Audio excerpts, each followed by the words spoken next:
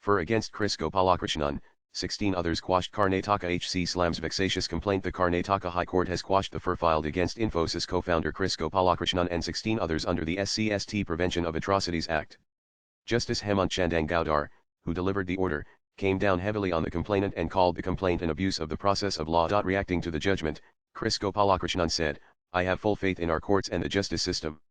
This judgment reaffirms that misuse of legal provisions has no place in a fair and just system. I am grateful that the Honorable High Court has seen through the falsehoods and upheld the truth." Gopalakrishnan is chairman of the IISC Council. He and the 16 faculty members were booked under the Act following allegations by a former professor about incidents from 2010 to 2020. Delivering his judgment, Justice Chandangaudar said that the allegations, except for the inclusion of additional accused NOS 16 and 17, who allegedly threatened the complainant to quit the service, are an abuse of the process of law. The filing of a third complaint with similar allegations is clearly a vexatious attempt to harass the petitioners for having terminated the complainant's service, which was subsequently converted into resignation. The court further stated, "This court, by orders dated 30.10.2023 and July 6, 2022, quashed the registration of the FIR, holding that the dispute between the parties arose out of the termination of Respondent Number 1, which was later converted into resignation, although the matter was given a criminal color." The court pointed out that the dispute between the parties was civil in nature but had been wrongly portrayed as a criminal case. It not only quashed the FIR but also reserved liberty for the petitioners to approach the Advocate General for permission to initiate criminal contempt proceedings against the complainant, Sana Durgappa. The FIR was based on a private complaint filed by Durgappa, a former faculty member of the Indian Institute of Science IISC, who was terminated in 2014 after an internal inquiry into allegations of sexual harassment.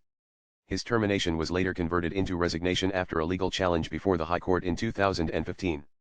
As part of a settlement, Durgappa had agreed to withdraw all complaints and proceedings against the institute and its officials. Despite the agreement, he filed 2 more FIRs, both of which were quashed in 2022 and 2023.